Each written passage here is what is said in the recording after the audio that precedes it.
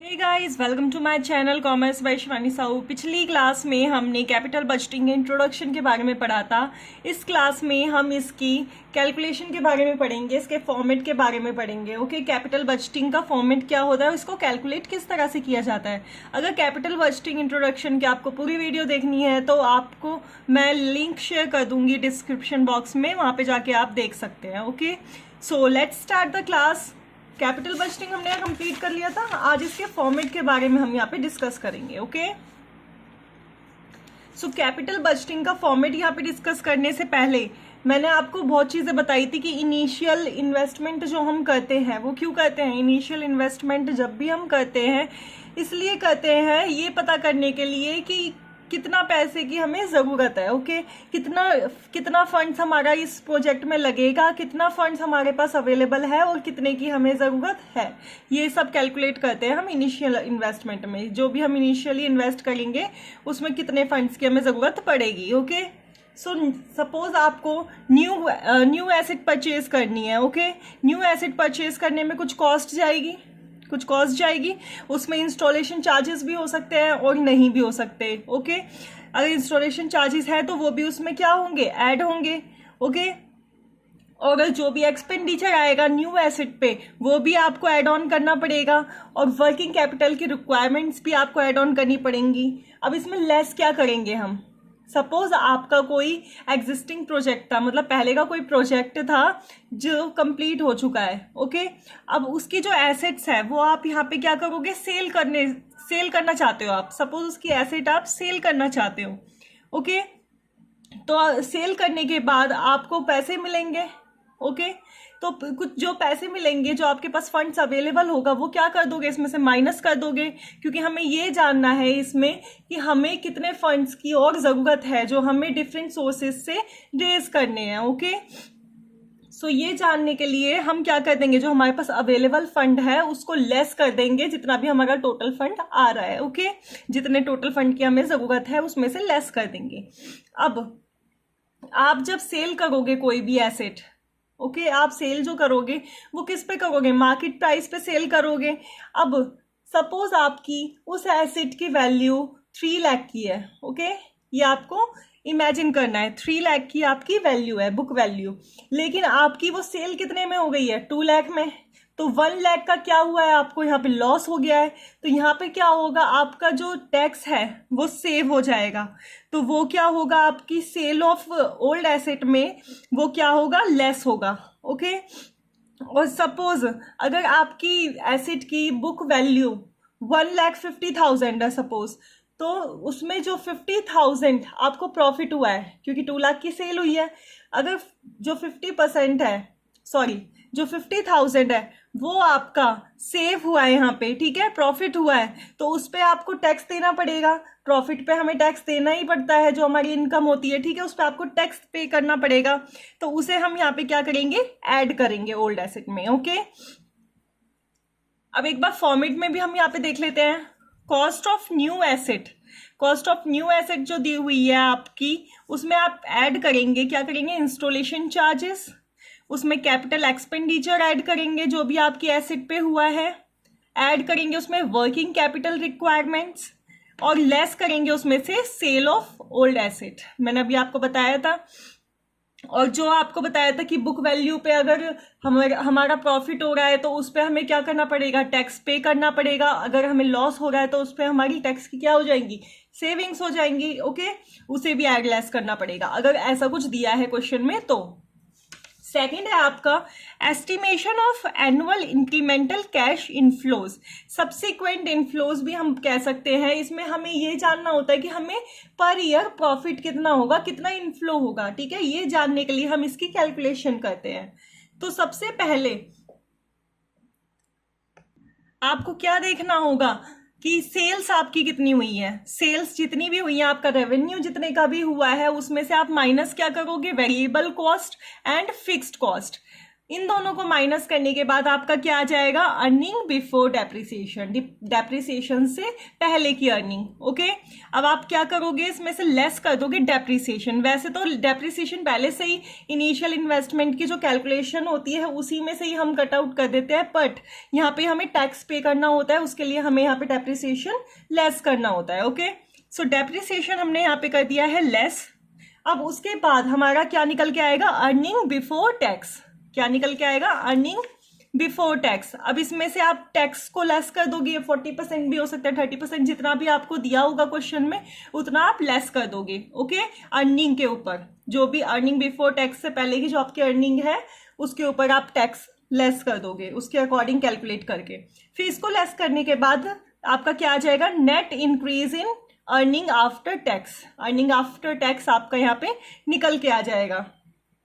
Okay, अब जो depreciation हमने लेस किया था, हमने लेस इसलिए किया था क्योंकि हमें टैक्स की कैलकुलेशन करनी थी, तो उस डेप्रिसिएशन को हम क्या कर देंगे, वापस ऐड कर देंगे। टैक्स की कैलकुलेशन करने के बाद, उसे लेस करने के बाद हम उस डेप्रिसिएशन को फिर से ऐड ऑन कर देंगे। तो यहाँ पे हमने डेप्रिसिएशन फिर से क्या करा है, ऐड कर दिया है। ओके, अब ऐड करने के बाद आपका क्या आ गया है, incremental cash flow after tax, CFAT। Okay, ये आपका पर ईयर इनफ्लो होगा। ओके, नेक्स्ट हम किसकी कैलकुलेशन करते हैं, टर्मिनल कैश इनफ्लो की। किसकी कैलकुलेशन करते हैं, टर्मिनल कैश इनफ्लो की। ओके, अब इसमें सबसे पहले हमें ध्यान रखना होता है, ये जो हमारा प्रोजेक्ट है, सपोज हमने 5 ईयर्स के लिए इन्वेस्ट किया है इसमें। ओके, 5 ईयर्स के लिए इन्वेस्ट किया है, तो 5 ईयर्स के बाद जो भी एसेट की स्क्रैप वैल्यू होगी, ओके, उसको हम सेल आउट करेंगे और उसमें ऐड कर देंगे वर्किंग कैपिटल। जो भी हमारी वर्किंग कैपिटल रहेगी ना, उसी को हम ऐड कर देंगे, और ऐड करने के बाद हमारी टर्मिनल वैल्यू निकल कर आ जाएगी। ओके, सो ये ही फॉर्मेट है, इसी के अकॉर्डिंग हम यहाँ पे कैलकुलेशन करेंगे। आई होप आप सभी को ये फॉर्मेट समझ आ गया होगा। अगर ना आया हो तो आप कमेंट करके मुझसे दोबारा पूछ सकते हैं। ओके, एक क्वेश्चन हम यहाँ पे करके देखेंगे। ओके, इस क्वेश्चन को मैं एक बार रीड कर देती हूँ। A firm is considering to purchase a new machine which will cost 1,20,000। एक फर्म है जो परचेज कर रही है न्यू मशीन, कितने लाख की, 1,20,000 की। The cost of installation, installation charges दिए हुए हैं कितने हैं, 25,000। The increase in working capital requirement, working capital की कितनी रिक्वायरमेंट पड़ रही है, 15,000 की। The machine is expected to provide cash inflows before depreciation and taxes 70,000। Cash inflow जो हुआ है बिफोर डेप्रिसिएशन एंड टैक्सेस वो 70,000 का हुआ है। कितने पीरियड के लिए, 5 ईयर्स के लिए। Okay, after which it can be sold for ₹50,000। अब इसके बाद, इस प्रोजेक्ट के बाद, मतलब 5 साल के बाद 50,000 में ये जो एसेट हमने परचेज की थी सोल्ड हो जाएगी। ओके, एक तरह से scrap value. The firm applies straight line method of depreciation. Firm जो है अप्लाई कर रही है स्ट्रेट लाइन मेथड डेप्रिसिएशन का। द टैक्स रेट दिया है इनकम के ऊपर 35%। अब आपको कैलकुलेट करना है cash flow associated with the machine. Okay, ये आपको कैलकुलेट करना है, तो यहाँ पे हम कैलकुलेट करके देखते हैं। अब यहाँ पे कैलकुलेशन स्टार्ट करते हैं हम इनिशियल इन्वेस्टमेंट की। ओके, सो लिख लेते हैं यहाँ पे कैलकुलेशन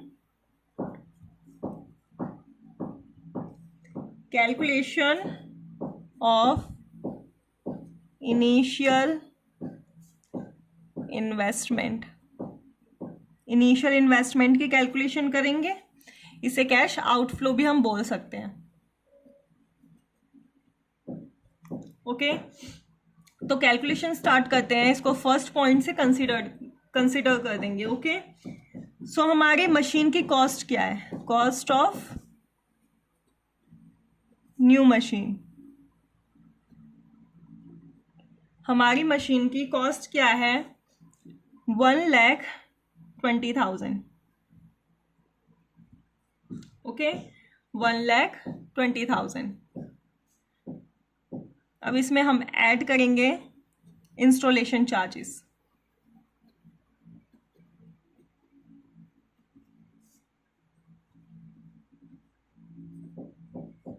इंस्टॉलेशन चार्जेस हम यहाँ पे ऐड कर देंगे, कितने के थे, 25,000। अब इसमें ऐड करेंगे working capital requirement. Working capital requirement में कितने की थी? 15,000। अब इन सबको ऐड करके यहाँ पे क्या आएगा? इनिशियल इन्वेस्टमेंट आ जाएगी हमारी। मतलब हमें कितने फंड्स की जरूरत है इस प्रोजेक्ट में इन्वेस्ट करने के लिए। ओके, सो इनिशियल इन्वेस्टमेंट आपकी कितने की आ गई है यहाँ पे? 1,60,000। ओके, ये हमारा निकल के आ गया। अब सेकंड पार्ट देखेंगे। सेकंड पार्ट में हमारा क्या था? कैलकुलेशन करेंगे किसकी? Calculation of net annual cash inflows. ठीक है, इसकी कैलकुलेशन करेंगे। तो यहाँ पे हमारा प्रॉफिट दिया हुआ था बिफोर डेप्रिसिएशन एंड टैक्सेस, कितना दिया हुआ था? 70,000। ठीक है, cash inflows before depreciation and taxes कितना दिया हुआ था? 70,000। ओके, अब इसमें से क्या करेंगे? लेस करेंगे डेप्रिसिएशन। अब डेप्रिसिएशन की यहाँ पे छोटी सी कैलकुलेशन होगी। ओके, मशीनरी हमारी कितने की थी? 1,20,000 की। ओके, प्लस इसमें इंस्टॉलेशन चार्जेस कितने थे? 25,000 के, और माइनस इसकी स्क्रैप वैल्यू। स्क्रैप वैल्यू कितने की थी इसकी? 50,000 की। और कितने ईयर्स के लिए था? मतलब मैच्योरिटी कितने साल के लिए थी इसकी? 5 ईयर्स के लिए। तो इसको यहाँ पे हम कैलकुलेट कर लेंगे तो कितना आ जाएगा हमारा? 19,000। ओके, अब इसमें से हम इसको लेस कर देंगे, कितना आएगा यहाँ पे? 51,000। ये हमारी क्या आ गई? Earnings before tax.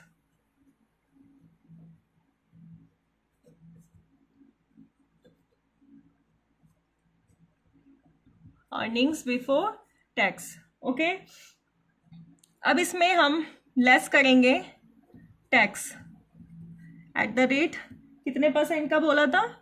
35%। तो इस पे 51,000 पे हम 35% कैलकुलेट कर लेंगे तो हमारा कितना आएगा? 17,850। ओके, इसको लेस कर देंगे, यहाँ पे आ जाएगा 33,150। ये हमारा आ जाएगा earning after tax. Okay, earning after tax ये हमारा निकल कर आ गया है। अब हम इसमें ऐड कर देंगे फिर से डेप्रिसिएशन, क्योंकि डेप्रिसिएशन हम यहाँ पे क्यों लेस करते हैं? क्योंकि हमें टैक्स की कैलकुलेशन करनी होती है। तो हम क्या करेंगे? इसको दोबारा ऐड कर देंगे, क्योंकि ये नॉन कैश एक्सपेंस है हमारा। ओके, डेप्रिसिएशन दोबारा ऐड कर देंगे। कितना डेप्रिसिएशन लेस किया था? 19,000। इसको ही हम दोबारा ऐड कर देंगे तो हमारा कितना आ जाएगा? 52,150। ये हमारा क्या आ गया? Incremental cash flow after tax, CFAT ये भी बोल सकते हैं इसे। ओके, सो यहां तक आप सभी को समझ आ गया। अब हम इसकी कैलकुलेशन करेंगे टर्मिनल वैल्यू की। ओके, अब किसकी कैलकुलेशन होगी? टर्मिनल वैल्यू की। तो टर्मिनल वैल्यू की कैलकुलेशन कर लेते हैं। Third, calculation of terminal cash inflows. Okay, इसकी कैलकुलेशन करेंगे। अब हमारी सेल्वेज वैल्यू कितनी थी? Scrap value. स्क्रैप वैल्यू को हम सेल्वेज वैल्यू भी बोलते हैं। ओके, कितनी थी?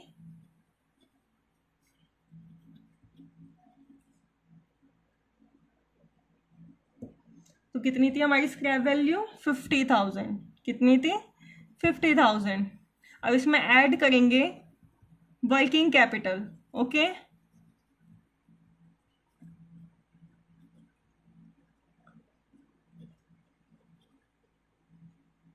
वर्किंग कैपिटल रिलीज्ड कितने की थी? 15,000। अब इसको ऐड ऑन कर देंगे, हमारा कितना आ जाएगा? 65,000। ओके, 65,000। अब हमें ये जानना है कि आफ्टर 5 ईयर्स, पहले तो ये टर्मिनल वैल्यू निकल कर आ रही है। ओके, इसके बाद बात करेंगे cash inflows.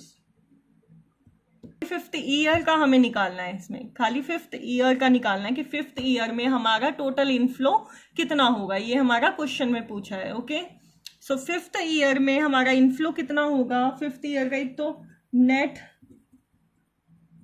Annual cash inflow जो हमारा निकल कर आया था, सेकेंड पार्ट, वो कितना निकल कर आया था? 52,150। अब इसमें ऐड कर देंगे हम यहाँ पे टर्मिनल कैश इनफ्लोज, ये ऐड कर देंगे थर्ड पॉइंट। ओके, ये हमारा कितना निकल के आया था? 65,000। मतलब आफ्टर 5 ईयर, मतलब 5th ईयर में हमारा टोटल इनफ्लो कितने का आया है? 1,17,150 ये आया है। ओके, मतलब हर साल तो हमें कितना मिल रहा था, कितना इनफ्लो आ रहा था? 52,150 का।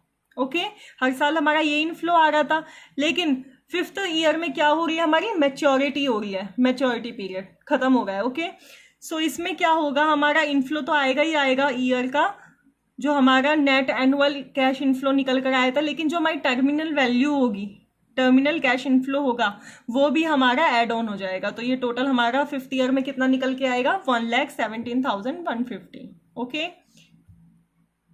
सो यहां तक आप सभी को समझ आ गया होगा। कैलकुलेशन में कोई प्रॉब्लम होती है तो आप पूछ सकते हैं, और